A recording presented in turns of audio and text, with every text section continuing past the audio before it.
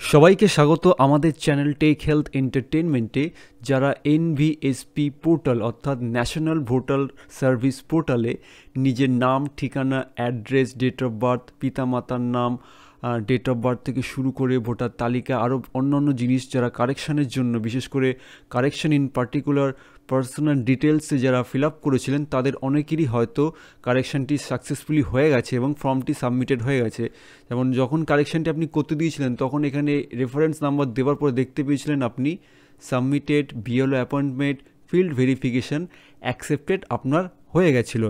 মানে আপনি যেটি কারেকশান করতে দিয়েছিলেন, নাম, ঠিকানা, অ্যাড্রেস, পিতামাতার নাম, সেটি এখন আপনার কারেকশান হয়ে গেছে। এইবার আপনার তো ফর্ম কারেকশান হয়ে গেছে, এবার যেটি আপনি কারেকশান করতে দিয়েছিলেন এবার সেটি এগেনস্টে নতুন কিভাবে আপনি ভোটার কার্ড পাবেন। মানে আপনার ভোটার কার্ডে ভুল ছিল, নামের ভুল ছিল, ঠিকানার ভুল ছিল, অ্যাড্রেস, ডেট অফ বার্থের ভুল ছিল, আপনার নিজের নাম, নিজের বানানের স্পেলিং ভুল ছিল, পিতামাতার নামের স্পেলিং কিংবা সারনেম পড়েনি, ফার্স্ট নেমে কোনো সমস্যা ছিল, সেটির জন্য তো আপনি এনভিএসপি পোর্টালে কারেকশন করতে দিয়েছিলেন।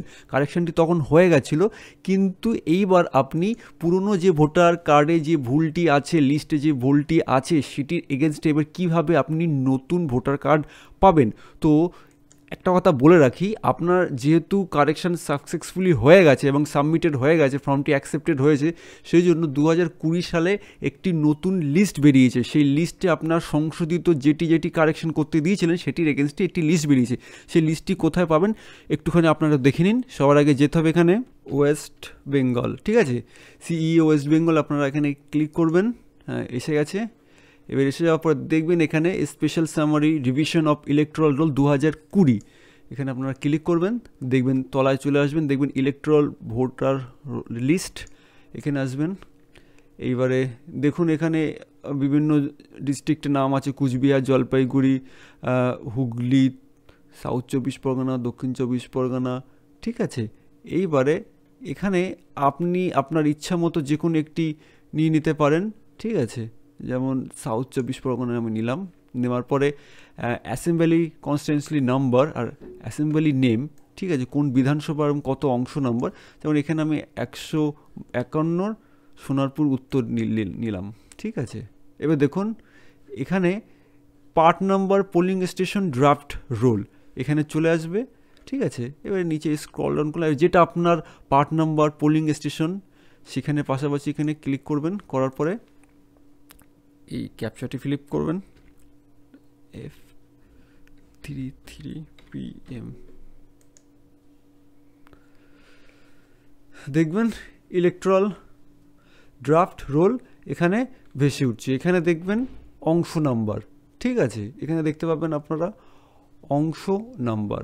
হ্যাঁ, এখানে দেখুন অংশ নম্বর দেখাচ্ছে 112 নম্বর আর দেখাচ্ছে 151 সোনারপুর উত্তর। মানে আপনি যে লিস্টটি আপনি কারেকশন করতে দিয়েছিলেন ভোটার তালিকায়, নাম, ঠিকানা, অ্যাড্রেস, সেটির একটি নতুন লিস্ট বেরিয়েছে।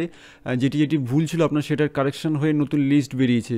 এই লিস্টটি আপনি এখানে দেখতে পাবেন, এখানে আপনার লিস্টটি থাকবে এবং এখানে আপনার কত নম্বরের লিস্ট আছে সেটি আপনারা দেখতে পাবেন, ঠিক আছে। এইবার এটা দেখতে পাবেন এবং এখানে যেখানে আপনার নামটি আছে সেই নামটি আপনি পেয়ে যাবেন। আর একটা জিনিস, যে 2019 সালের লিস্টটিও আপনাকে সংগ্রহ করতে হবে। এটি আপনাকে বিএলওর সঙ্গে একটু যোগাযোগ করতে হবে, সে আপনাকে 2019 সালের লিস্টটি দেবে, সেখানে আপনার নাম আছে। এবারে 2020 সালের লিস্টে যেটা দেখা যাচ্ছে যে অনেকের ক্ষেত্রে ভোটার লিস্টের নাম, ঠিকানা, কারেকশন সব কিছু ঠিকঠাক এসেছে, কিন্তু ভোটার যে এপিক নাম্বার সেটি কিন্তু পরিবর্তন হয়ে গেছে, সেটি কিন্তু আপনাকে মাথায় রাখতে হবে, ঠিক আছে। তো সবার আগে এবারে আপনার যেটা হলো যে আপনি সমস্ত কিছু কারেকশন করালেন এবং কীভাবে 2020 সালের লিস্টে আপনার যে নতুন কারেকশন, যে নাম, ঠিকানা, অ্যাড্রেস যেটি এসছে সেটি আপনি এখান থেকে আপনি নিয়ে নিলেন, প্রিন্ট আউট করে জেরক্স করে নিলেন আপনি ফর্মটি, তা 2020 সালের ফর্ম। এবং 2019 সালের ফর্মটি যদি আপনার কাছে থাকে তো খুবই ভালো, তা না হলে আপনাকে বিএলওর কাছ থেকে সংগ্রহ করতে হবে।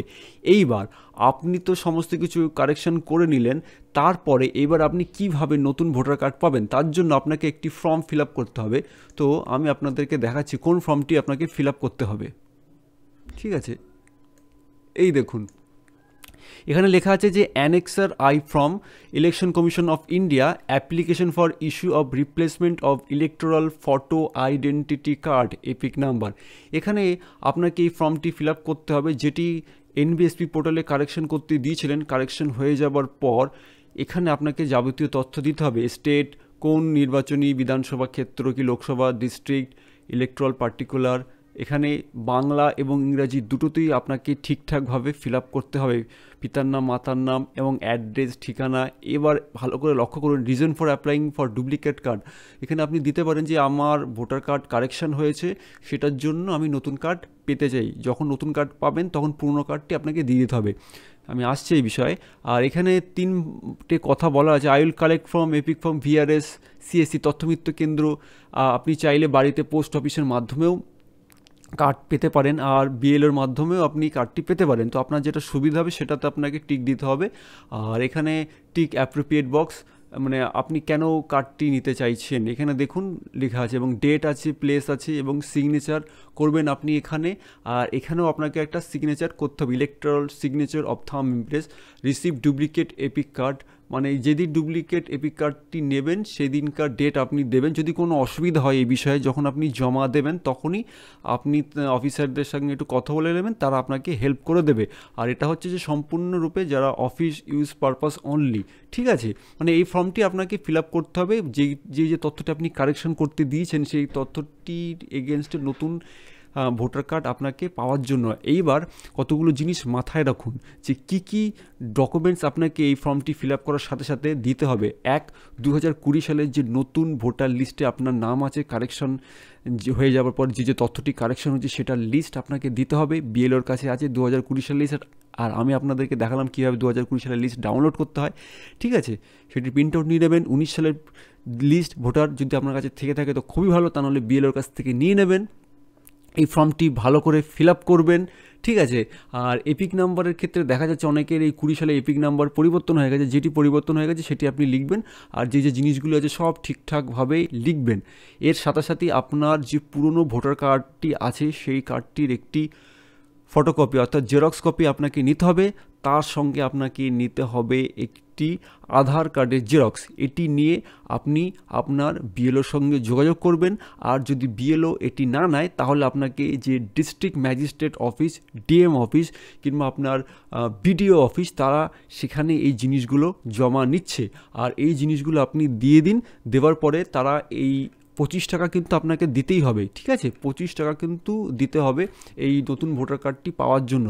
এবং যখন নতুন ভোটার কার্ড আপনি পেয়ে যাবেন তারা কিন্তু আপনার পুরনো ভোটার কার্ডটি নিয়ে নেবে, ঠিক আছে।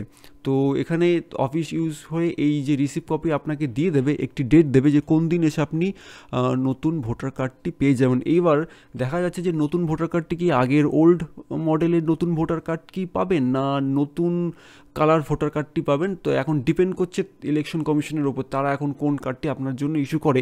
এবং তারা সরাসরি কোনো ডেট আপনাদেরকে বলছে না, তবে মোটামুটি একটা ডেট দিয়ে দেবে। ওই দিনে গিয়ে এই রিসিভ কপিটি দেখিয়ে আপনি আপনার ভোটার কার্ডটি সংগ্রহ করবেন, আর পুরনো ভোটার কার্ডটি আপনি তাদেরকে স্যারেন্ডার করে জমা দিয়ে দেবেন। তো আশা করছি এই ভিডিওটি আপনাদের খুবই ভালো লেগেছে। আর এই ফর্মটি আমি আমাদের ভিডিও ডেসক্রিপশন লিঙ্কে দিয়ে দেবো, আপনারা সেখান থেকে ডাউনলোড করে ঠিকঠাকভাবে ফিল আপ করে যে ডকুমেন্টসগুলো বললাম দিয়ে আপনি নির্দিষ্ট জায়গায় গিয়ে জমা করে দেবেন, যেখানে যে জায়গাগুলো আপনাকে দিতে হবে জমা। আর যদি ফর্মটি ডাউনলোড করতে না পারেন তাহলে আপনারা আমাদের মেল আইডিতে যোগাযোগ করবেন, আমরা আপনার মেলে এই ফর্মটি পাঠিয়ে দেবো। আর যদি ভিডিওটি ভালো লেগে থাকে তাহলে লাইক করবেন, কমেন্ট করবেন, শেয়ার করবেন, সাবস্ক্রাইব করে বেল আইকনটি টিপতে ভুলবেন না। Thank you.